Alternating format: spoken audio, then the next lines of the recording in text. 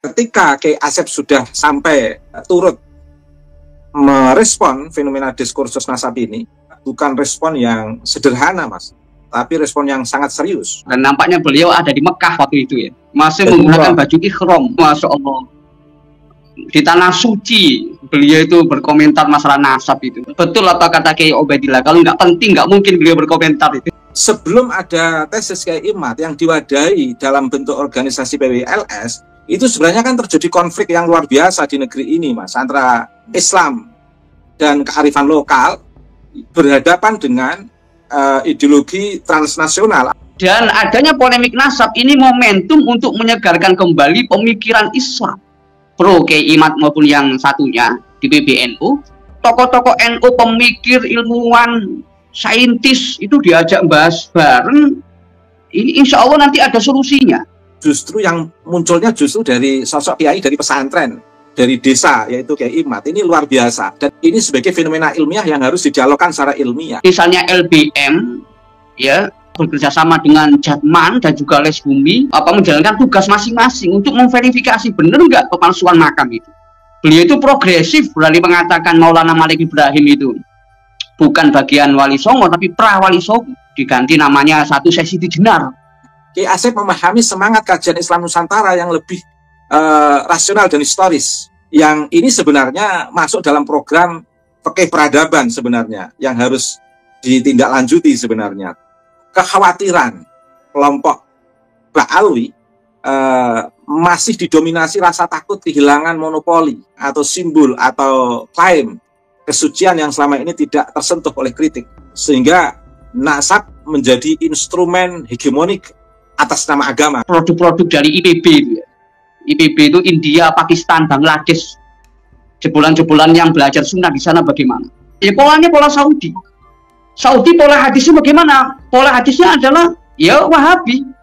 Orang-orang yang bahas nasab Alawi ini ya Wahabi kan. Ya kenyataannya bukan, Kiai Imad bukan. Dan itu kan orang-orang NU semua, orang-orang Islam tradisionalis semua. Butuh ruang baru untuk diskursus keilmuan yang di situ menggunakan lagam Jawa. Bagaimana yang melakukan tafarruq itu, melakukan perpecahan itu, mencaci-caci, mengiblis-ibliskan. Dialog-dialog modulasi beragama itu menjadi marak yang luar biasa. Tetapi itu belum bisa memberikan solusi. Muncullah tesis Kiai Imad yang kemudian diwadahi oleh PWLS. Suasana tafarruq yang dimunculkan oleh kelompok sebelah itu menjadi berkurang.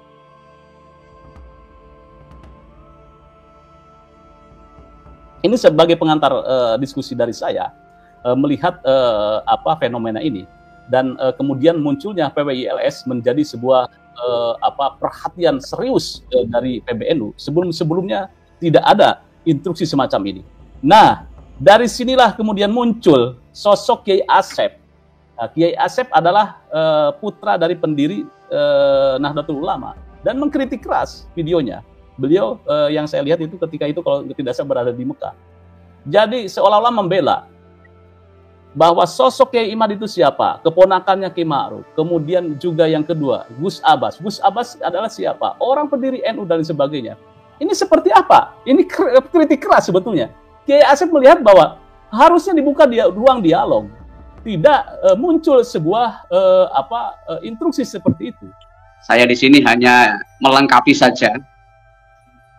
Dan juga ingin berusaha untuk menyampaikan seadil-adilnya tentang persoalan masalah polemik nasab ini yang sampai-sampai mengundang Al-Mukarram Profesor Kiai Asep untuk berkomentar, dan nampaknya beliau ada di Mekah waktu itu ya.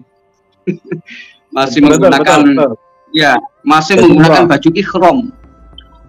Ya, itu Masya Allah.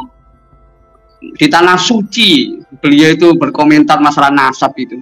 Itu betul apa kata Kiai Ubaidillah, kalau nggak penting nggak mungkin beliau berkomentar itu. Di saat-saat yang tenang, khusyuk, beliau menyempatkan untuk berkomentar. Itu artinya ada sesuatu yang penting.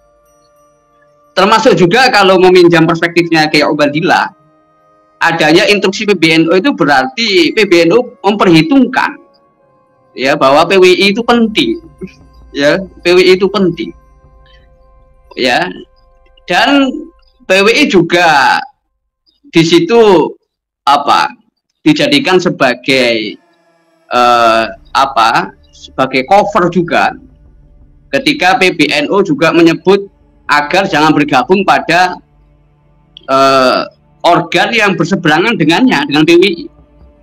Ya entah itu Robito Alawiyah, entah itu Daimi, entah itu ya FPI dan lain-lain. Itu luar biasa. Yang tersurat itu PWI, yang tersirat ya yang berhadapan dengan PWI. Walaupun ada sedikit yang mungkin ini lagi-lagi masih belum bisa dikatakan sebagai pernyataan kolektif pengurus besar Nahdlatul Ulama. Artinya PB itu perjuangan besar ya. Itu ketika masih melihat sedikit sebelah mata kepada PWI. Ya ini yang kemudian perlunya otokritik bagi ya pengurus NU sendiri. Karena di PBNU kan juga ada Gus Ulil ya yang dulu punya semangat untuk menyegarkan kembali pemikiran Islam yang sekarang menemukan momentumnya sebenarnya. Pemikiran Islam tradisionalis Nahdlatul Ulama. PWI juga representasi dari Islam tradisionalis. Nahdlatul Ulama juga representasi dari Islam tradisionalis. Dan adanya polemik nasab ini momentum untuk menyegarkan kembali pemikiran Islam. Ya, tapi kemudian ya banyak kesibukan yang lain, entah kesibukan ya persoalan kemaslahatan ya, yang sudah dibentuk waktu kampanye dulu. Ya waktu pemilu dulu kan ya kemaslahatan itu bagian yang tidak bisa dianggap remeh di Nahdlatul Ulama ya, karena umatnya yang begitu banyak. Tetapi walaupun kemaslahatan itu hal yang penting ya, entah melalui proyek-proyek sosial, ekonomi, tambang dan sebagainya, ya itu semuanya penting lah di ranah masing-masing. Tapi persoalan masalah ayatul ilmi itu luar biasa. Ini hal yang tidak boleh diabaikan, disepelekan. Jadi polemik nasab ini adalah momentum untuk membuktikan bagaimana peran besar Nahdlatul Ulama di ayatul ilmi, di dalam menjaga tradisi keilmuan. Ya kalau di ayatul ummah oke lah, ya sudah ada jalur koordinasi hingga ke akar rumput lah, sampai ke ranting-ranting. Tetapi kalau untuk di ayatul ilmi ini ya harus memanfaatkan SDM Nahdlatul Ulama yang belum tertata itu, yang belum pernah diajak untuk ngobrol ya. Nah itu kalau diajak ngobrol itu insya Allah walaupun ya nggak ada kata terlambat dalam masalah ini. Misalkan sebelum mempertemukan dua pihak ya, misalnya dari yang pro Kiai Imad maupun yang satunya di PBNU, ya tokoh-tokoh NU, pemikir, ilmuwan, saintis itu diajak bahas bareng, ini insya Allah nanti ada solusinya. Dan kalau berani mengkaji secara ilmiah, itu kelak nanti akan jadi legasi bagi generasi NU mendatang. Bukan kita memikirkan sekarang. Kalau menyikapi dengan politik ya, seperti menggunakan instruksi jangan bergabung dengan PWI, atau misalnya sibuklah dengan urusan organisasi di lini masing-masing, jangan ngurusi organisasi orang misalnya dan lain-lain. Ya itu ya wajar-wajar saja lah. Itu wajar-wajar saja karena memang PWI nggak punya garis organisasi dengan PBNU.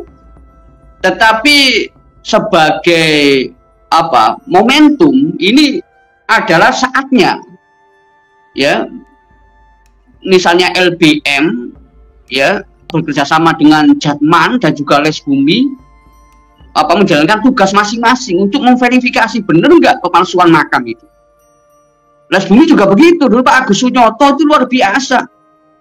Punya anak berupa buku.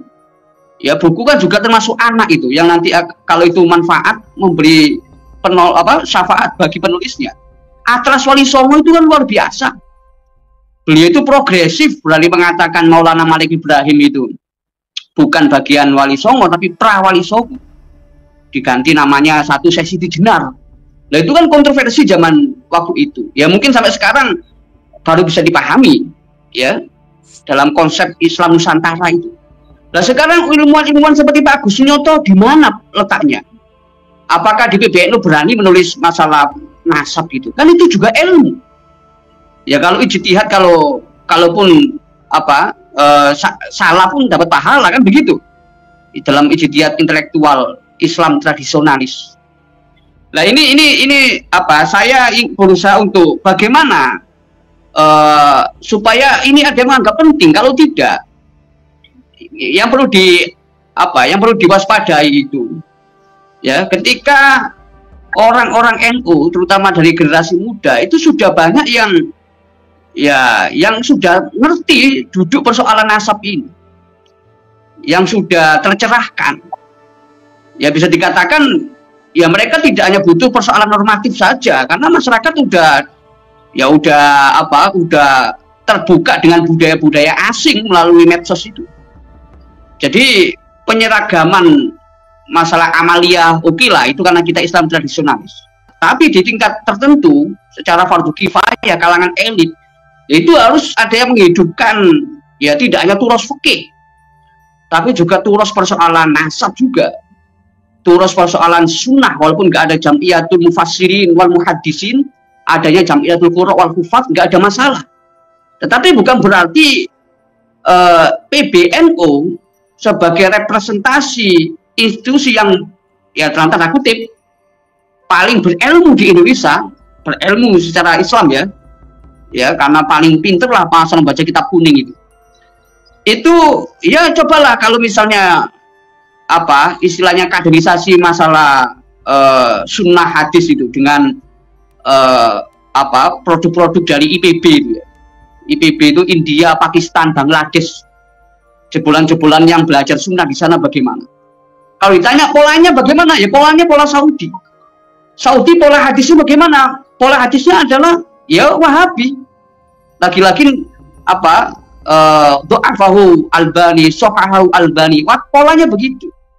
Lah kemudian ini tanpa mengurangi rasa hormat misalnya dari tokoh PBNU ya, beliau mengatakan ya hati-hati jangan ikut polemik nasab, itu pola Wahabi, dan ada kata-kata pola Wahabi.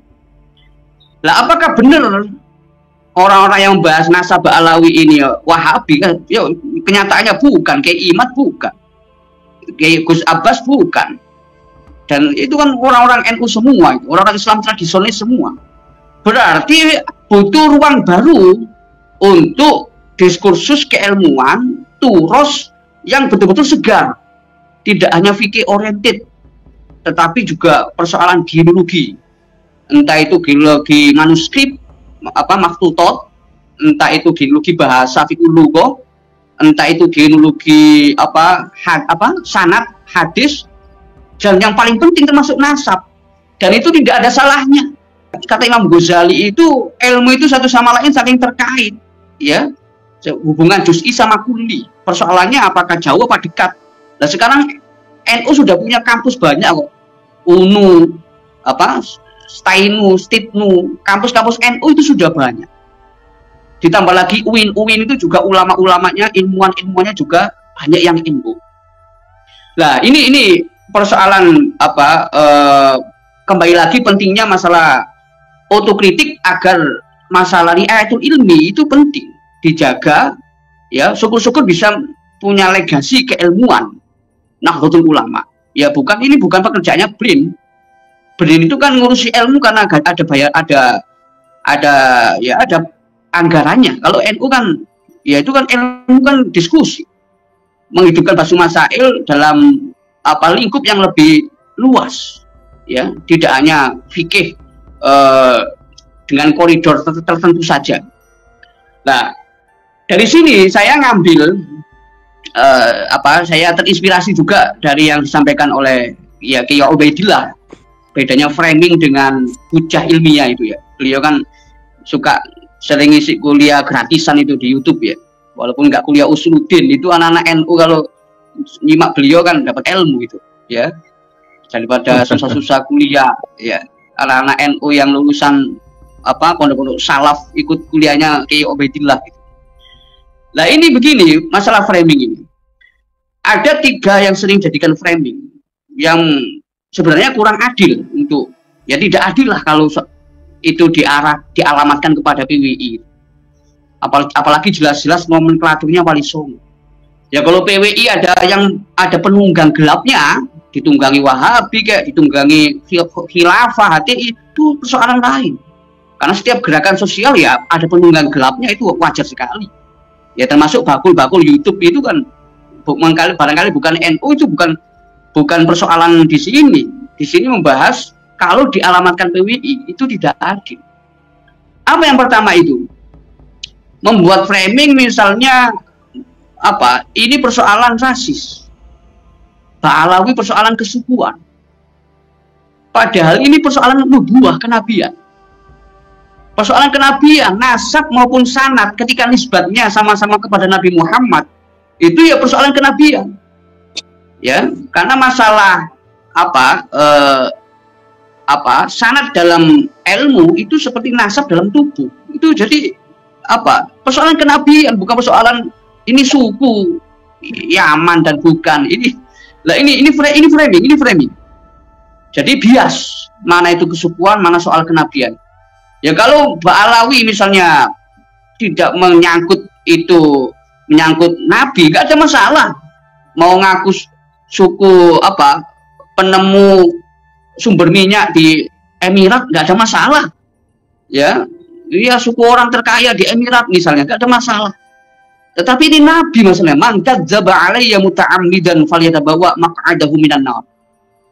Nah, ketika mitos nasab ini yang jelas-jelas dimanipulasi, apa dampaknya? Ya lihat saja orang-orang yang mengaku-ngaku itu, mohon maaf, ya berbohong itu kayak gampang sekali itu. Itu yang pertama. Yang kedua, persoalan ini yang juga sering jadi framing itu adalah ya orang yang membahas masalah nasab Ba'alawi atau mengkanter kebohongan-kebohongan dari oknum-oknum Ba'alawi, entah sejarah, entah makam dan lain-lain, ya itu dicap sebagai ya pola Wahabi. Itu bagian dari pola Wahabi. Nah ini yang juga tidak adil. Wa syai'in fi ghairi mahallihi. Ini menempatkan sesuatu bukan pada tempatnya. Karena ya NU tradisionalis itu walaupun memegang sanad, ya sanadnya kepada ya peletak batu pertama Ahlussunnah wal Jamaah ya Sayyidina Imam Hasan Al-Mujtaba, ketika mengalah untuk menyerahkan kekuasaan demi persatuan. Nah itu yang luar biasa itu. Itu Ahlussunnah wal Jamaah. Sunnahnya kita mengacu kepada masa lalu kenabian. Ya tentunya kita punya ulama warasatul anbiya, dan ulama itu ya yang mewarisi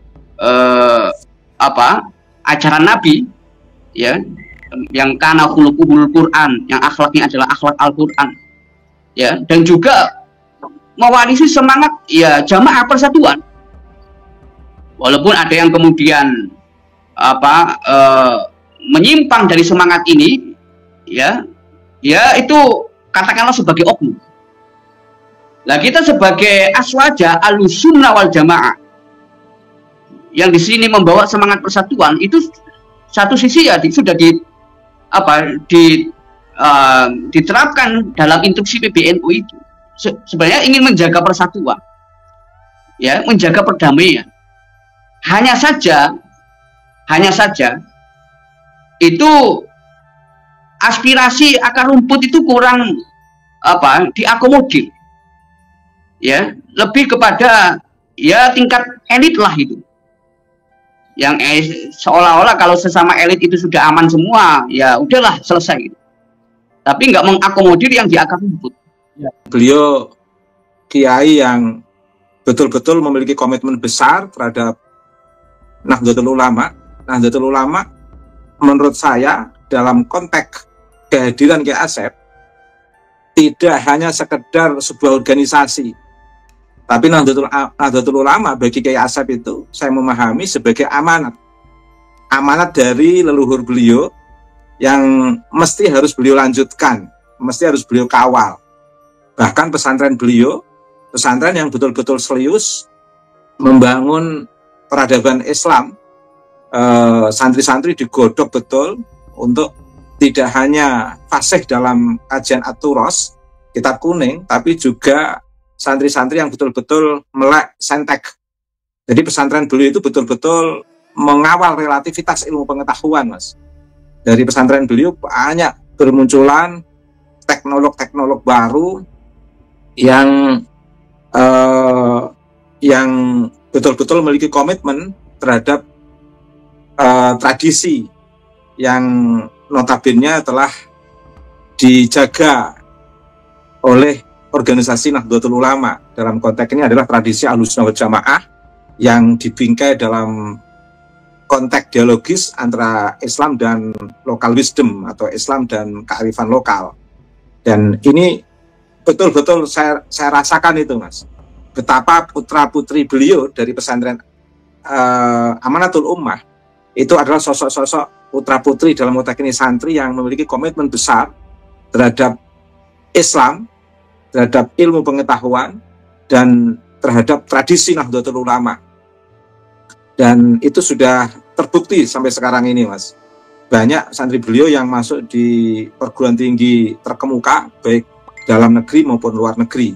Ketika Kiai Asep sudah sampai turut merespon fenomena diskursus nasab ini, bil khusus terkait dengan instruksi pengurus besar Nahdlatul Ulama, itu menurut saya bukan respon yang sederhana, Mas, tapi respon yang sangat serius. Ibarat secara psikologis orang tua itu biasanya kalau ada putra-putrinya yang sedang berdebat itu dianggap biasa, karena dalam hidup itu masih ada perdebatan, sehingga tidak langsung terus terlibat. Tapi begitu ada sosok yang sepuh, yang usianya sudah melewati banyak pengalaman, banyak asam garam, kok tiba-tiba merespon sebuah diskursus atau permasalahan putra-putri beliau, putra-putri setiap orang yang dianggap sepuh, itu biasanya sesuatu itu menjadi penting. Karena apa yang menjadi respon Kiai Asep terhadap instruksi PBNU itu sesuatu yang sangat penting. Sesuatu yang sangat penting sebagai sebuah respon yang menjadi organisasi yang menjadi terhadap organisasi yang menjadi amanah Kiai Asep dari leluhur beliau, sebagai respon terhadap organisasi yang menjadi komitmen Kiai Asep, karena beliau betul-betul juga menjadi bagian daripada pengurus di PBNU, dan sebagai respon Kiai Asep terhadap organisasi yang dianggap penting dalam konteks keberagamaan di Nusantara ini. Oke, Mas Yusuf, terkait dengan instruksi pengurus besar Nahdlatul Ulama itu sebenarnya bisa dipahami dari dua perspektif, Mas Yusuf. Perspektif pertama, di situ kan ada istilah untuk menghindari konflik, perpecahan, katakan begitu. Sebenarnya kalau melihat dari perspektif ini, sebenarnya tesis Kiai Imad dalam konteks ini diwadahi organisasi PWI-LS. Jadi PWI-LS itu kan sebenarnya mewadahi kegelisahan para intelektual, para muslim moderat, dalam konteks ini juga diantaranya tesis Kiai Imad, itu terwadahi di PWI-LS bagaimana ini betul-betul tersosialisasi dari kerangka teoritis menjadi kerangka praktis. Jadi PWI-LS itu sebagai best practice dari sebuah kerangka teoritis dari hasil riset Kiai Imad yang memunculkan satu simpulan bahwa Mbak Alwi itu tidak bersambung nasabnya kepada Nabi Muhammad SAW. Sebenarnya begitu, Mas. Lah, sebenarnya temuan Kiai Imad yang telah diwadahi di organisasi PWLS ini sebenarnya sebagai sebuah islah dzatil ba'id yang sebenarnya dikehendaki oleh instruksi PBNU sebenarnya, Mas. Mengapa ini dikatakan bentuk islah yang ingin disosialisasikan oleh PWLS? Karena sebenarnya sebelum ada tesis Kiai Imad yang diwadahi dalam bentuk organisasi PWLS, itu sebenarnya kan terjadi konflik yang luar biasa di negeri ini, Mas, antara Islam dan kearifan lokal berhadapan dengan ideologi transnasional atau politik transnasional yang cenderung hitam putih dalam memahami keislaman. Itu tidak hoak, itu realitas nyata, fakta. Bagaimana ketika PBNU dipimpin oleh Kiai Said Akil Sirot memunculkan tentang tema Islam Nusantara, itu penentangnya itu masih terdaftar dalam memori masyarakat Indonesia, Mas. Siapa-siapa yang tentang munculnya tema Islam Nusantara yang dikeluarkan oleh PBNU itu orangnya masih banyak yang hidup itu yang menentang itu. Dan mereka bahkan sampai mengungkapkan perkataan-perkataan yang luar biasa yang saya tidak bisa mengulang. Bagaimana ketika istana dalam kepemimpinan Bapak Presiden Jokowi mengundang seorang qori yang qori di situ menggunakan lagam Jawa. Bagaimana yang melakukan tafarruq itu, melakukan perpecahan itu, mencaci-caci, mengiblis-ibliskan fenomena yang sebenarnya masih dalam kerangka prinsip-prinsip keislaman, masih dalam kerangka prinsip-prinsip keutamaan dan betul-betul tidak bertentangan dengan prinsip Islam. Tetapi bagaimana kelompok yang melakukan tafarruq ini?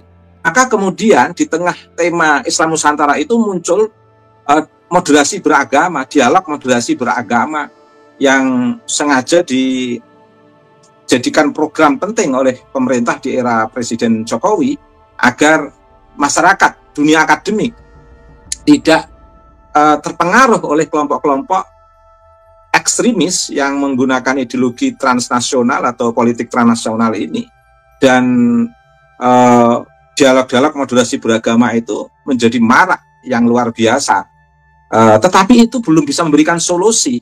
Tetap saja setiap pemilu berlangsung, baik terkait dengan pemilihan presiden maupun gubernur, katakan begitu, tetap saja kelompok-kelompok tafarruq ini muncul luar biasa.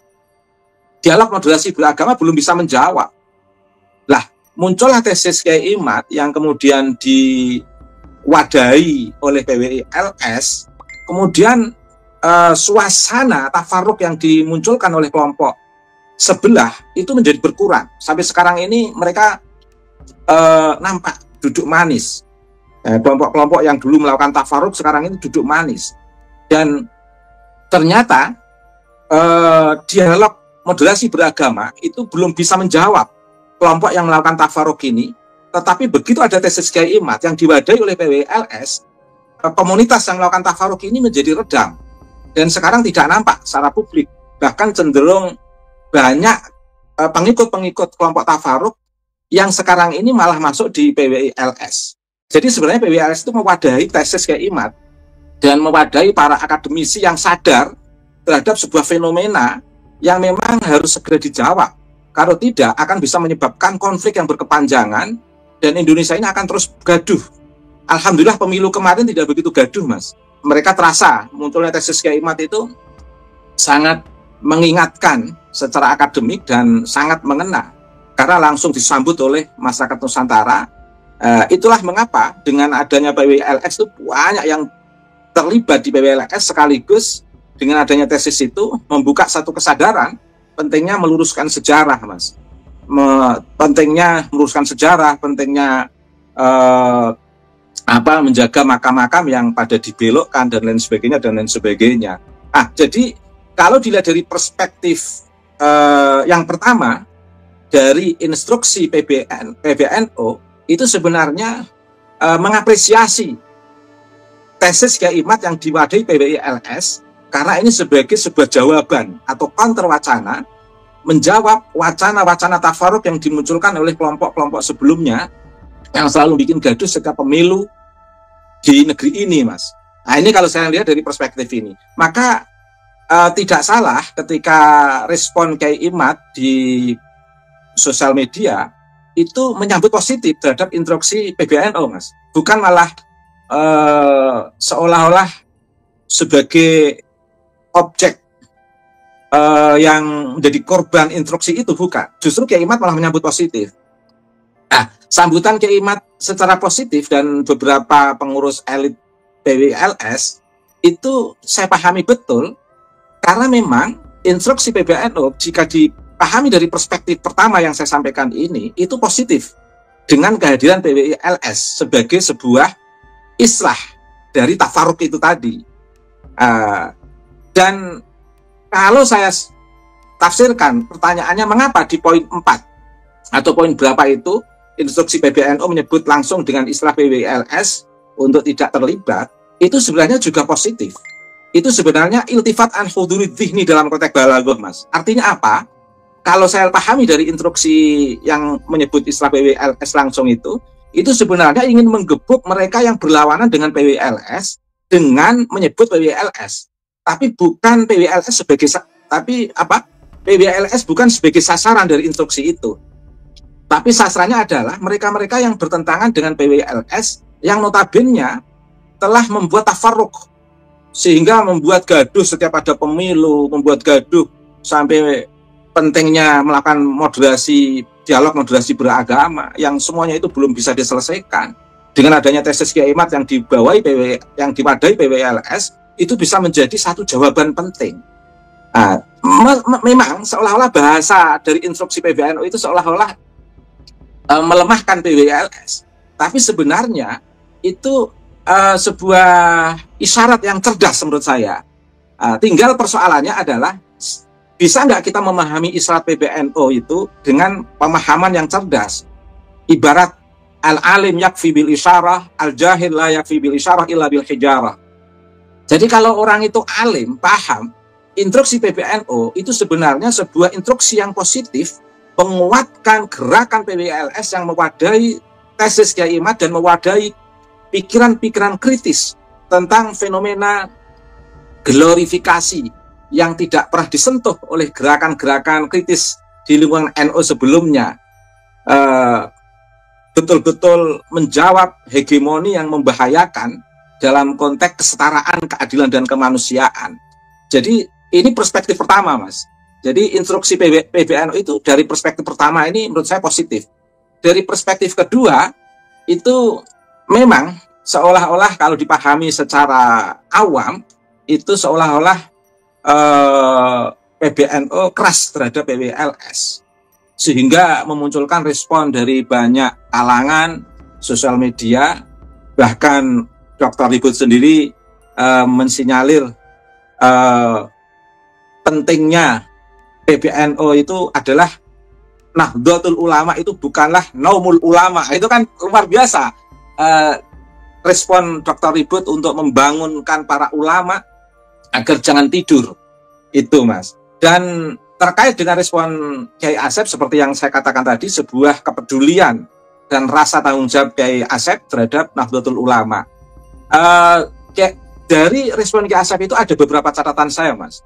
Kiai Asep betul-betul memahami arti pentingnya dialog ilmiah sebenarnya, sehingga menghendaki bagaimana PBNU itu mempertemukan Kiai Abbas, Kiai Imad, mempertemukan dengan pihak Robitoh yang beliau sebut dengan istilah Habib Taufik itu, bagaimana bisa didialogkan dalam koridor ilmiah, bukan dialog dalam koridor debat tanpa basis keilmuan. Ada hal-hal penting yang dibalik teks apa yang dikatakan oleh Kiai Asep dari hasil pembacaan saya secara hermeneutik. Yang pertama adalah ekspresi kebenaran. Kiai Asep memahami betul bahwa tesis Kiai Imad itu merupakan ekspresi keberanian intelektual yang belum pernah dilakukan di tengah budaya glorifikasi keturunan. Dan istilah ini saya ambil dari istilah Mas Yusuf di tulisannya Mas Yusuf itu. Itu menurut saya itu realistik itu. Tidak pernah dilakukan oleh gerakan kritis manapun dari aktivis NU. Saya dulu waktu masih muda itu pernah ketemu gerakan liberal NO, gerakan progresif NO, sosok-sosok yang pernah saya baca pada saat saya masih S1 sekarang tidak muncul semuanya, Mas. Tapi justru di tengah konteks glorifikasi yang sangat hegemonik ini, justru yang munculnya justru dari sosok kiai dari pesantren, dari desa, yaitu Kiai Imad. Ini luar biasa. Dan Kiai Asep memahami betul ini sebagai fenomena ilmiah yang harus didialogkan secara ilmiah. Kemudian yang kedua, Kiai Asep memahami semangat kajian Islam Nusantara yang lebih rasional dan historis. Yang ini sebenarnya masuk dalam program fikih peradaban sebenarnya, yang harus ditindaklanjuti sebenarnya.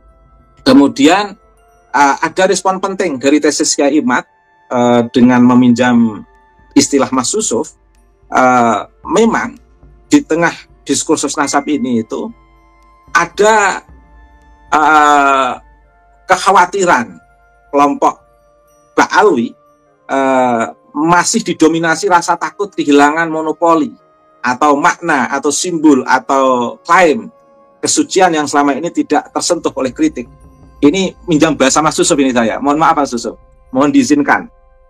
Saya kira catatan terakhir saya, Mas Yusuf.